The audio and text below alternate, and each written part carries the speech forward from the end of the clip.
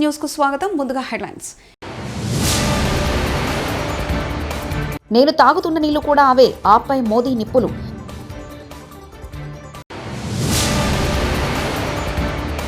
పెద్దిరెడ్డి కుటుంబం చేయని కబ్జాల్లో మంత్రి సత్యకుమార్.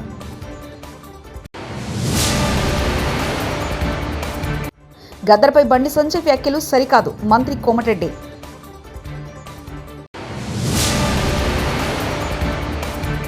రేపటి నుంచి రాష్ట్రంలో వాట్సాప్ గవర్నెన్స్ సేవలు ప్రారంభం. యమునా జలాల యుద్ధం ముదురుతుంది. ఢిల్లీకి సరఫరా చేసే నీటిలో బీజేపీ విషం కలపడం ద్వారా ప్రజలను హతమార్చాలని చూస్తుందంటూ ఆప్ కన్వీనర్ అరవింద్ కేజ్రీవాల్ చేసిన వ్యాఖ్యలపై ప్రధాని నరేంద్ర మోదీ మండిపడ్డారు. హర్యానాలోని బీజేపీ ప్రభుత్వం ప్రధానమంత్రి తాగే నీటిలో విషం కలపగలదా అని ప్రశ్నించారు. ఢిల్లీ అసెంబ్లీ ఎన్నికల ప్రచారంలో భాగంగా గోండా శాసనసభ నియోజకవర్గంలో జరిగిన సభలో ప్రధాని బుధవారం నాడు మాట్లాడుతూ యమునా జలాల ప్రక్షాళనలో ఆప్ విఫలమైనందునే హేయమైన ఆరోపణలు చేస్తుందన్నారు.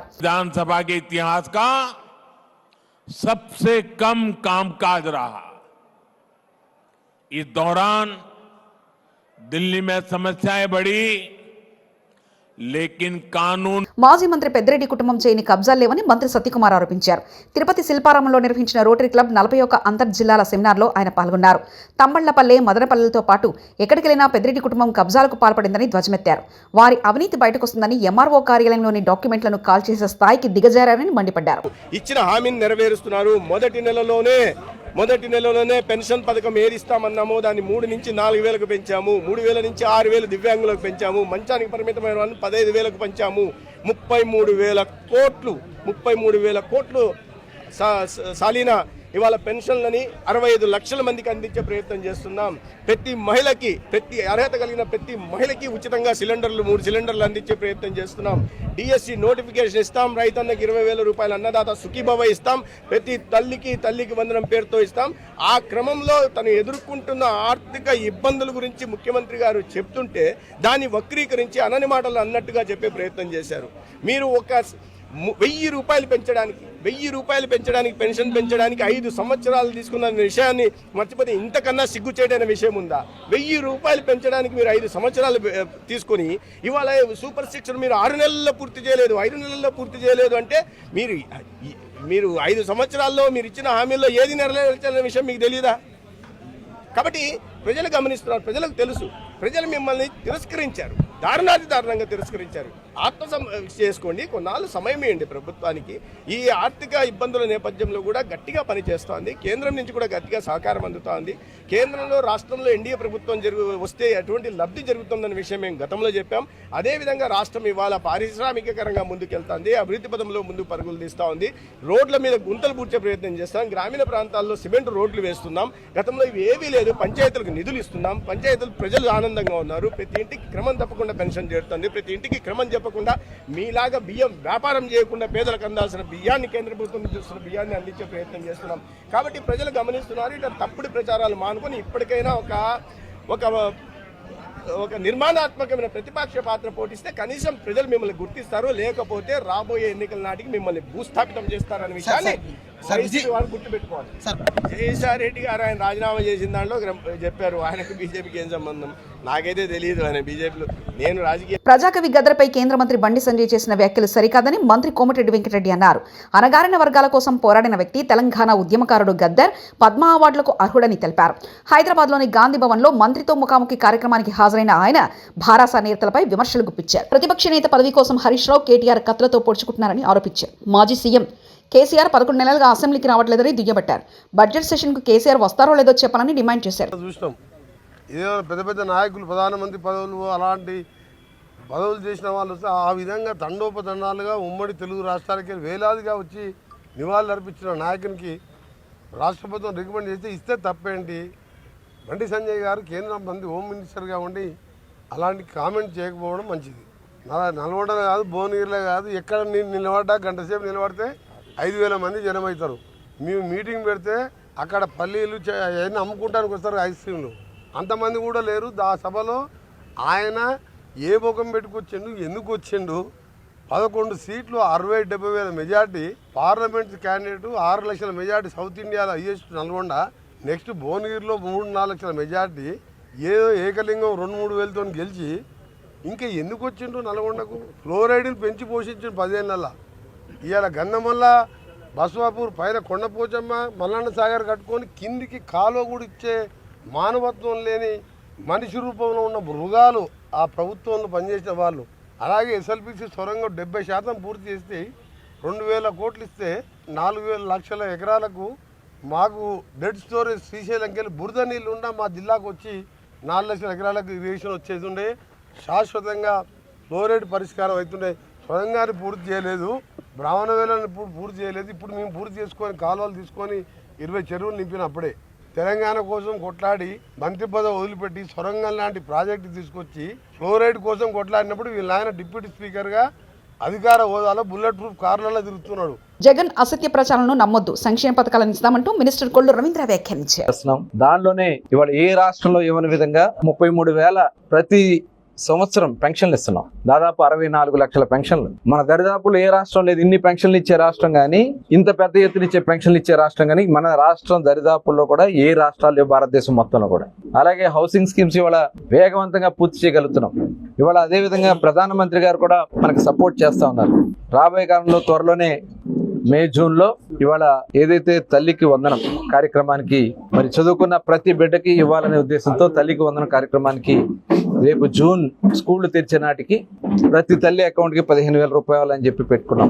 అట్లాగే మిగతా కార్యక్రమాలన్నీ కూడా వేగవంతంగా చేసుకెళ్ళడం జరుగుతుంది. ఇవాళ రాష్ట్ర అభివృద్ధి ప్రధానమైనటువంటి ఎజెండాగా, అలాగే రాష్ట్ర అన్ని వర్గాలకి న్యాయం చేయాలనే లక్ష్యంతో ప్రభుత్వానికి పనిచేస్తున్నాం. ఇవాళ ఎన్ని ఇబ్బందులు పెట్టినా జగన్మోహన్ రెడ్డి ప్రతిపక్ష నాయకుడిగా చేస్తున్నటువంటి దుర్మార్గాల్ని ప్రజలందరూ కూడా గమనించాలి. అసత్య ప్రచారాలని దయచేసి నమ్మొద్దు. ఇవాళ అన్ని సక్రమంగా జరుగుతున్నాయి. ఈ సందర్భంగా మరొకసారి ప్రధానమంత్రి గారికి అలాగే రాష్ట్రపతి గారికి కూడా ధన్యవాదాలు తెలియజేస్తున్నాను. ఎందుకంటే మనకి పద్మభూషణ్ కింద మరి వైస్ ప్రెసిడెంట్ గా పనిచేసినటువంటి వెంకయ్యనాయుడు గారికి, అలాగే బాలకృష్ణ గారికి, అలాగే నాగేశ్వర రెడ్డి గారికి, అలాగే మందకృష్ణ మాదిక్ గారికి మన తెలుగు వాళ్ళకి పద్మభూషణ్ రావడం అనేది నిజంగా చాలా సంతోషం. ఇలాగే పద్మశ్రీలు కూడా చాలా మందికి ఇచ్చారు. మరి అన్ని రంగాల్లో ఇవాళ ఆంధ్ర రాష్ట్రం ముందుకెళ్తుందనే దాంట్లో ఇవన్నీ కూడా ఒక నిదర్శనంగా తెలియజేసుకుంటూ మరొకసారి మరి ప్రజలందరూ కూడా గమనించి రాష్ట్ర అభివృద్ధిలో చంద్రబాబు నాయుడు గారు, పవన్ కళ్యాణ్ గారు, అదేవిధంగా నారా లోకేష్ గారు ప్రభుత్వం చేస్తున్నటువంటి కృషిని అందరూ కూడా అభినందించాలని చెప్పి కోరుతాను. వాట్సాప్ గవర్నెన్స్ పై ముఖ్యమంత్రి నారా చంద్రబాబు నాయుడు బుధవారం సచివాలయంలో సమీక్ష నిర్వహించారు. రాష్ట్రంలో వాట్సాప్ గవర్నెన్స్ సేవలను ప్రభుత్వం రేపటి నుంచి అందుబాటులోకి తీసుకురానున్న నేపథ్యంలో సీఎం సమీక్షించారు. మొదటి విడతగా పౌరులకు 161 సేవలను ప్రభుత్వం అందించనుంది. ఈ మేరకు సీఎం చంద్రబాబుకు అధికారులు ప్రెజెంటేషన్ ఇచ్చారు.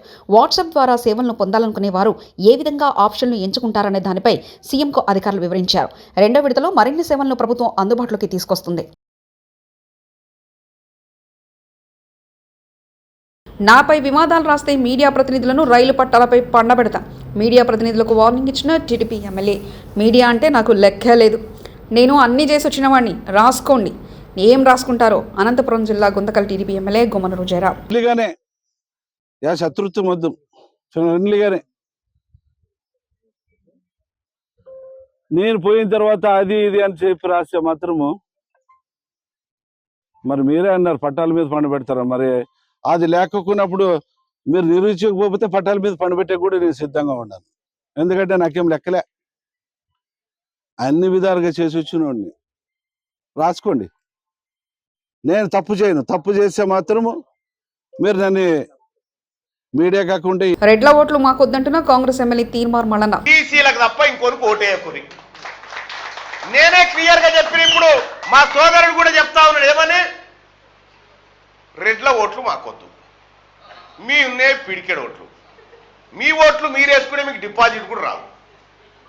నేను కూడా చెప్పిన మీ ఓట్లు నాకు వద్దని చెప్పిన. మీ ఓట్లు నాకు వద్దు, నువ్వు బతిలాన్ని ఏరా సారు. దగ్గర ఏం సూపది. రేవంత్ రెడ్డి రాజ్యంలో పోలీసులకు రక్షణ కరువు. నా వాహనాన్ని ఆపిన ఆ పాగల్గాడు ఎవడంటూ ట్రాఫిక్ ఏసీపీని తిట్టిన రామగుండం కాంగ్రెస్ ఎమ్మెల్యే మక్కన్ సింగ్. ఇది కాంగ్రెస్ రాజ్యాంగం అంటూ చేతులతో నెట్టిన ఏసీపీపై దాడికి దిగిన ఎమ్మెల్యే అనుచరులు. చోద్యం చూస్తూ ఏసీపీకి గొడవ వద్దంటూ సర్ది చెప్పిన తోటి పోలీసులు. ఎన్డీపీసీలో ప్రజాభిప్రాయ సేకరణ సభకు వెళ్తున్న రామగుండం ఎమ్మెల్యే మక్కన్ సింగ్ రాజ్ ఠాకూర్ వాహనాన్ని ఆ మార్గంలో వెళ్లొద్దని ఆపిన ట్రాఫిక్ ఏసీపీ జా నరసింహలో.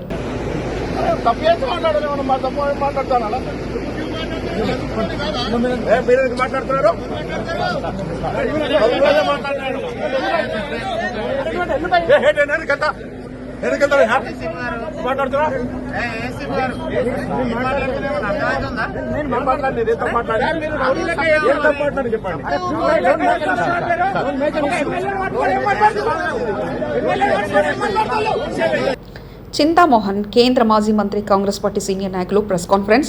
టీడీపీ వైసీపీ రెండు ప్రాంతీయ పార్టీలు రాష్ట్ర ప్రయోజనాలు కాపాడడంలో ఫెయిల్ అయ్యాయి. బీజేపీ అండతోనే జగన్మోహన్ రెడ్డి బెయిల్పై బయట తిరుగుతున్నారు. నేనేమి చేయలేకపోతున్నానని నిరాశ నిస్సహలతో ముఖ్యమంత్రి చంద్రబాబు నాయుడు చేతులెత్తేశారు. పంజాబ్ రాష్ట్రంలో మనలాగే ఆర్థిక పరిస్థితి ఉండింది. ఆర్థిక లోటును పంజాబ్ అధిగమించింది. నిస్సహాయతతో నేనేమి చేయలేకపోతున్నాను, చేయలేను అని చెప్తున్నాడు. మరి అక్కడ పంజాబ్ దేశంలో కూడా ఇదే పరిస్థితులు ఉండింది. రాష్ట్రం వాళ్ళు మామూలుకు రాలేదా? కేరళలో మా కేంద్ర ప్రభుత్వం సహాయం లేకపోయినా కేరళలో విజయం జాగ్రత్తగా చేసుకోవటం లేదా? తమిళనాడుకు కూడా సహాయం లేకపోయినా చేసుకోవటం లేదా? ప్రతిదానికి జగన్మోహన్ రెడ్డి పొరపాట్లు చేశాడు. ఇంకా తిరిగి రాడు. ఆయన అయిపోయింది. ఆయన అడిగింది ఒకటే ఒక ఛాన్స్. ఆ ఛాన్స్ జనాలు ఇచ్చేశారు. మళ్ళా తిరిగి వస్తాడనే మాటే పడలేదని తెలియజేస్తూ మరి ఈరోజు రాష్ట్రంలో ఒకటే ఒక ఆలోచన వస్తాం. రెండు ప్రాంతీయ పార్టీలు ఫెయిల్ అయినాయి. చంద్రబాబు నాయుడు పార్టీ ఫెయిల్ అయింది, జగన్మోహన్ రెడ్డి పార్టీ ఫెయిల్ అయింది. ప్రజలు మరి చూస్తున్నారు ఏది నెక్స్ట్ అని. భారతీయ జనతా పార్టీ ఫెయిల్ అయింది. ఇప్పుడు ధరలు బాగా పెరిగిపోయినాయి, నిరుద్యోగం బాగా పెరిగిపోయింది, ట్యాక్సులు బాగా పెరిగిపోయినాయి. ఈ పరిస్థితుల్లో ఒకే ఒక మార్గం, కాంగ్రెస్ పార్టీ వస్తే బాగుండన్న ఆలోచన ప్రజల్లో ఇప్పుడిప్పుడే వస్తా ఉందని తెలియజేస్తూ మరి విశాఖ ఉక్కు ఆంధ్రుల హక్కు అని మేము తిరిగాం. ఆ రోజుల్లో నిక్కర్లు వేసుకొని తిరిగాం. మరి ప్రాణాలు పోగొట్టుకున్నాడు. అమృతరావు అక్కడ అమరణ దీక్ష తీశాడు. అటువంటి ఉక్కు ఫ్యాక్టరీని అమ్మేసేదానికి రెడీగా ఉంది. నేను తెలియజేస్తున్నాను చంద్రబాబు నాయుడుకి, కేంద్ర మంత్రి మండలిలో ప్రైవేట్ చేస్తామన్నటువంటి నిర్ణయాన్ని వెంటనే మోడీ చేత ఉపసంహరించే బాధ్యత మీది. మీ వల్లే మోడీ ఈ రోజు ఉన్నాడు ప్రభుత్వంలో. మరి తెచ్చినటువంటి ఉక్కు ఫ్యాక్టరీ మేము ఆపేస్తాము, ప్రైవేటీకరణ చేయము, ఇవన్నీ ఉత్త మాటలు. 11,000 కోట్లు ఎన్ని ముడియాదబ్బా. ఒకటి కేంద్ర మంత్రి మండలిలో ప్రైవేటైజ్ చేస్తామన్నటువంటి మాటను మళ్ళా కేంద్ర మంత్రి మండలే ఉపసంహరించుకున్నామన్నటువంటి సందేశాన్ని ఆంధ్రప్రదేశ్ రాష్ట్రానికి ఇవ్వాలని తెలియజేస్తూ చివరిలో బ్యాంకుల గురించి ఒక మాట చెప్పి విరమిస్తాను. బ్యాంకులను జాతీయం చేసింది ఇందిరాగాంధీ. ఎందుకు చేసింది? ప్రతి రైతు, ప్రతి విద్యార్థి, ప్రతి యువకుడు, బలహీన వర్గాలు ప్రతి ఒక్కరికి అందుబాటులో ఉండాలన్న ఉద్దేశంతో మరి ఇందిరాగాంధీ బ్యాంకులను కాంగ్రెస్ పార్టీ జాతీయం చేసింది. ఈ జాతీయం చేసిన బ్యాంకుల పరిస్థితి ఏంటి? ఈరోజు ఎస్సీలు, ఎస్టీలు దేశంలో 25% ఉన్నారు. ఈ 25% ఉన్నటువంటి ఎస్సీ, ఎస్టీలకు ఇచ్చేటువంటి బ్యాంకు లోన్లు 1% లోపు. మరి ఈరోజు ఎంతో మంది పెట్టుబడిదారులు ఉన్నారు. ఒక పెట్టుబడిదారుడికి భారతీయ జనతా పార్టీ 45,000 కోట్ల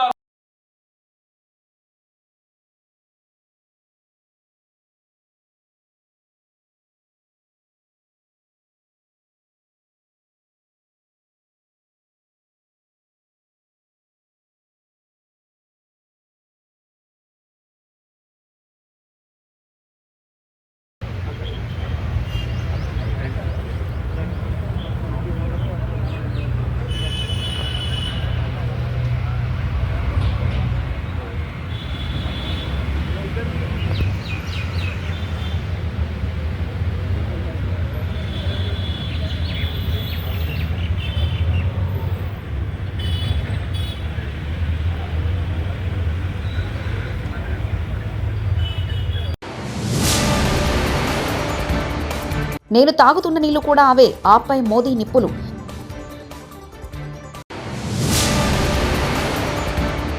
పెద్దిరెడ్డి కుటుంబం చేయని కబ్జాల్లేవు, మంత్రి సత్యకుమార్.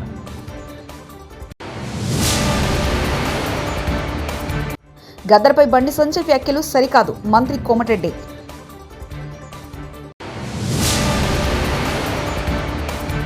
రేపటి నుంచి రాష్ట్రంలో వాట్సాప్ గవర్నెన్స్ సేవలు ప్రారంభం. ఇవి బులెటిన్ విశేషాలు.